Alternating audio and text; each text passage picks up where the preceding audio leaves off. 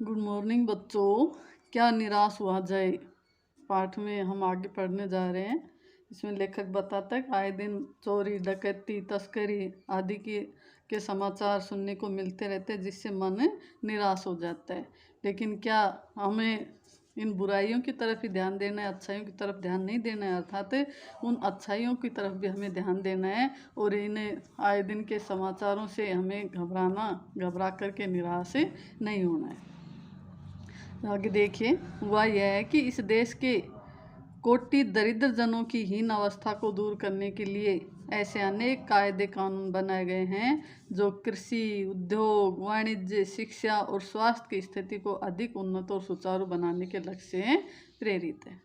नहीं, जो गरीब हैं, जो दरिद्र हैं, उनके लिए बहुत से कायदे कानून बनाए गए जो उनको आगे ला सकते हैं।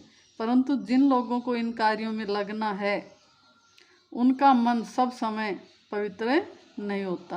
प्राय वे ही लक्ष्य को भूल जाते हैं और अपनी सुख सुविधा की ओर ज़्यादा ध्यान देने लगते हैं। यानी इस प्रकार के जो भी कानून बनते हैं गरीबों के उत्थान के लिए, तो ये कानून का जो कार्य जिसको दिया जाता है वो अपने लक्ष्य को भूल जाते हैं कि हमें करना क्या है, यानी हमें गरीबी को हटानी है। वो भूल जाते हैं और खुद की सुख सुविधा में लग जाते हैं, अर्थात उससे अपना ही भला करने में लग जाते हैं। भारतवर्ष सदा कानून को धर्म के रूप में देखता आ रहा है। यानी कानून क्या है? धर्म है अपने भारत के लिए। आज एकाएक कानून और धर्म में अंतर कर दिया गया है। धर्म को धोखा नहीं दिया जा सकता, कानून को दिया जा सकता है। यानी आज ये सोचने लगे हैं कि धर्म को धोखा नहीं दे सकते, लेकिन कानून को तो देख सकते हैं। यही कारण है कि जो लोग धर्म भीरू हैं वे कानून की त्रुटियों से लाभ उठाने में संकोच नहीं करते। यानी धर्म से तो डरते हैं, लेकिन कानून की जो कमियां हैं, जो गलतियां हैं, उनसे लाभ उठाने में बिल्कुल भी संकोच नहीं करते, अर्थात वो उनसे अपना भला कर लेते हैं। इस बात के पर्याप्त प्रमाण खोजे जा सकते हैं कि समाज के ऊपरी वर्ग में चाहे जो भी होता रहा हो, भीतर भीतर भारतवर्ष अब भी यह अनुमान कर रहा है कि धर्म कानून से बड़ी चीज़ है। आज भी हमें धर्म को कानून से भी कहीं अधिक ज़्यादा मानते हैं।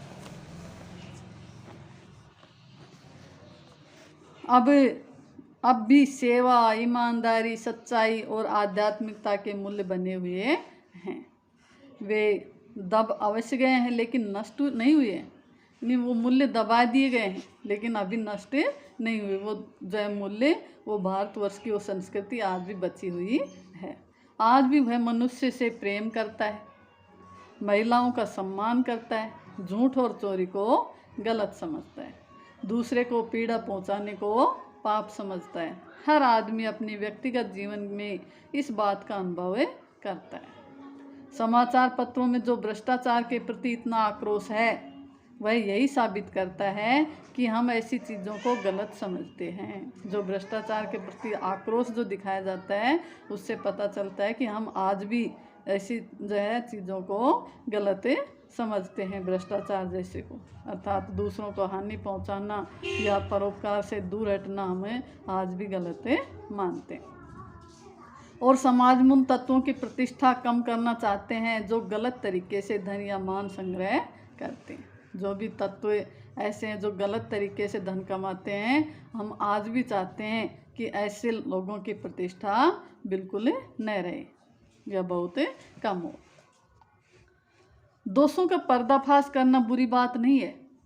बुराई है मालूम होती है कि किसी के आचरण के गलत पक्ष को उद्घाटित करके उसमें रस लिया जाता है। ठीक है, यानी दोष हैं तो उन दोषों को बताना बुरी बात नहीं है। दोष बताना चाहिए, क्योंकि दोष बताएंगे तभी तो अपने दोषों को दूर करेगा। लेकिन ये तो कोई बुराई नहीं, लेकिन हम करते क्या हैं, उसकी बुराइयों से जो है उसके गलत आचरण को उद्घाटित करके सामने ला करके उसमें रस लेते हैं, आनंद लेते हैं। अरे देखो ये कितना बुरा व्यक्ति है, ये करता है, वो करता है और हम अच्छे। इस प्रकार से हमें आचरण करते हैं और दोषोद्घाटन को एकमात्र कर्तव्य मान लिया जाता है। हम अपना कर्तव्य मान लेते हैं उन दोषों का उद्घाटन करना, अर्थात दोषों को बाहर दिखाना। बुराई में रस लेना बुरी बात है, अच्छाई में उतना ही रस लेकर उजागर न करना और भी बुरी बात है। और कह रहे लेखक है कि बुराई में जो रस लेता है, आनंद लेता है, ये बुरी बात है। किसी की बुराइयों में क्या आनंद है, और जो अच्छाई है और उसमें जो रस नहीं लेता है, उसमें जो आनंद नहीं लेता है, ये उससे भी कहीं ज़्यादा बुरी बात है। यानी अच्छाई में आनंद लीजिए, बुराई में नहीं। सैकड़ों घटनाएं ऐसी घटती हैं जिन्हें उजागर करने से लोग चित्त में अच्छाई के प्रति अच्छी भावना जगती है। बहुत सी ऐसी भी घटनाएं हैं जो अच्छाई को उजागर करती हैं, जिससे हृदय में अच्छी भावना जागृत होती है। तो हमें उन घटनाओं को भी उजागर करना चाहिए। एक बार रेलवे स्टेशन पर टिकट लेते हुए गलती से मैंने 10 के बजाय 100 रुपये का नोट दिया। लेखक आपने जो है ऊपर बीती बात बता रहे किस प्रकार से अच्छे लोग भी समाज में बने हुए हैं। तो कह रहे एक बार टिकट ली थी और 10 रुपये देने थे, लेकिन गलती से 100 दे दिए, और मैं जल्दी जल्दी गाड़ी में आकर बैठ गया। थोड़ी देर में टिकट बाबू उन दिनों के सेकंड क्लास के डिब्बे में हर आदमी का चेहरा पहचानता हुआ उपस्थित हुआ। उसने मुझे पहचान लिया और बड़ी विनम्रता के साथ मेरे हाथ में 90 रुपये रख दिए और बोला, यह बहुत गलती हो गई थी, आपने भी नहीं देखा, मैंने भी नहीं देखा। उसके चेहरे पर विचित्र संतोष की गरिमा थी। मैं चकित रह गया। मैं बहुत ही संतोष था उसके चेहरे पर है कि हाँ, उसने गलत करने से रोक लिया। और लेखक कह रहा है कि इस घटना को देखकर मैं आश्चर्यचकित रह गया कि आज भी जो लोगों में वो भावनाएं बची हुई हैं, समाज सेवा की भावना, परोपकार की भावना, अच्छाई की भावना, सत्य की भावना, सब आज भी विद्यमान हैं। तो हमें ऐसी घटनाओं को उजागर करना चाहिए और समाज में बुराइयों को देखते हुए निराश नहीं होना है, क्योंकि अपनी जो संस्कृति है वो ऐसे ही समाप्त नहीं होने वाली है। वो जो है बहुत पुरानी संस्कृति है, बहुत गूढ़ संस्कृति है, और इसकी जो जड़ें हैं वो बहुत मजबूत है। हम उनको हिला नहीं सकते। तो अपनी संस्कृति आज भी बची हुई है, इसलिए हमें निराश होने की आवश्यकता नहीं है। थैंक यू बच्चों, धन्यवाद। गुड मॉर्निंग बच्चों। क्या निराश हुआ जाए पाठ में हम आगे पढ़ने जा रहे हैं। इसमें लेखक बताता है कि आए दिन चोरी, डकैती, तस्करी आदि के समाचार सुनने को मिलते रहते हैं, जिससे मन निराश हो जाता है। लेकिन क्या हमें इन बुराइयों की तरफ ही ध्यान देना है, अच्छाइयों की तरफ ध्यान नहीं देना है? अर्थात उन अच्छाइयों की तरफ भी हमें ध्यान देना है, और इन आए दिन के समाचारों से हमें घबरा करके निराश नहीं होना है। आगे देखिए, हुआ यह है कि इस देश के कोटि दरिद्र जनों की हीन अवस्था को दूर करने के लिए ऐसे अनेक कायदे कानून बनाए गए हैं जो कृषि, उद्योग, वाणिज्य, शिक्षा और स्वास्थ्य की स्थिति को अधिक उन्नत और सुचारू बनाने के लक्ष्य से प्रेरित है। जो गरीब हैं, जो दरिद्र हैं, उनके लिए बहुत से कायदे कानून बनाए गए जो उनको आगे ला सकते हैं। परंतु जिन लोगों को इन कार्यों में लगना है, उनका मन सब समय पवित्र नहीं होता। प्राय वे ही लक्ष्य को भूल जाते हैं और अपनी सुख सुविधा की ओर ज़्यादा ध्यान देने लगते हैं। यानी इस प्रकार के जो भी कानून बनते हैं गरीबों के उत्थान के लिए, तो ये कानून का जो कार्य जिसको दिया जाता है वो अपने लक्ष्य को भूल जाते हैं कि हमें करना क्या है, यानी हमें गरीबी को हटानी है, वो भूल जाते हैं और खुद की सुख सुविधा में लग जाते हैं, अर्थात उससे अपना ही भला करने में लग जाते हैं। भारतवर्ष सदा कानून को धर्म के रूप में देखता आ रहा है। कानून क्या है? धर्म है अपने भारत के लिए। आज एकाएक कानून और धर्म में अंतर कर दिया गया है। धर्म को धोखा नहीं दिया जा सकता, कानून को दिया जा सकता है। यानी आज ये सोचने लगे हैं कि धर्म को धोखा नहीं दे सकते, लेकिन कानून को तो दे सकते हैं। यही कारण है कि जो लोग धर्म भीरू हैं वे कानून की त्रुटियों से लाभ उठाने में संकोच नहीं करते। यानी धर्म से तो डरते हैं, लेकिन कानून की जो कमियां हैं, जो गलतियां हैं, उनसे लाभ उठाने में बिल्कुल भी संकोच नहीं करते, अर्थात वो उनसे अपना भला कर लेते हैं। इस बात के पर्याप्त प्रमाण खोजे जा सकते हैं कि समाज के ऊपरी वर्ग में चाहे जो भी होता रहा हो, भीतर भीतर भारतवर्ष अब भी यह अनुमान कर रहा है कि धर्म कानून से बड़ी चीज़ है। नहीं, आज भी हमें धर्म को कानून से भी कहीं अधिक ज़्यादा मानते हैं।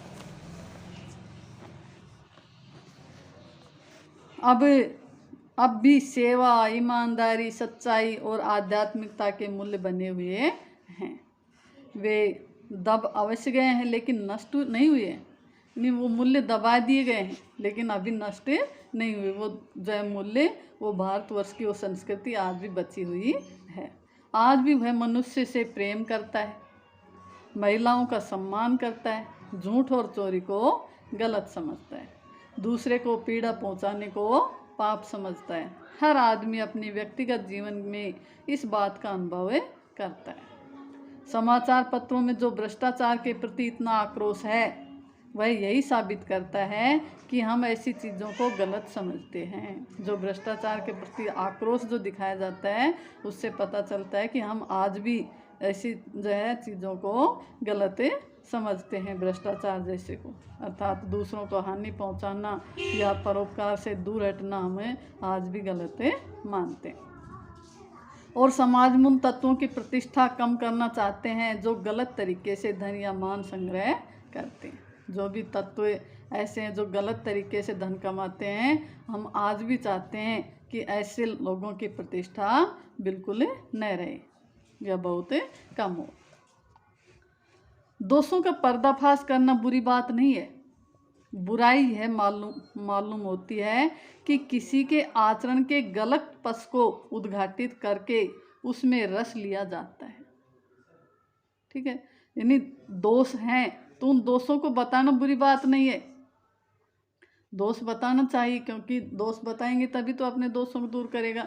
लेकिन ये तो कोई बुराई नहीं, लेकिन हम करते क्या हैं, उसकी बुराइयों से जो है उसके गलत आचरण को उद्घाटित करके सामने ला करके उसमें रस लेते हैं, आनंद लेते हैं। अरे देखो ये कितना बुरा व्यक्ति है, ये करता है, वो करता है और हम अच्छे। इस प्रकार से हमें आचरण करते हैं और दोषोद्घाटन को एकमात्र कर्तव्य मान लिया जाता है। यानी हम अपना कर्तव्य मान लेते हैं उन दोषों का उद्घाटन करना, अर्थात दोषों को बाहर दिखाना।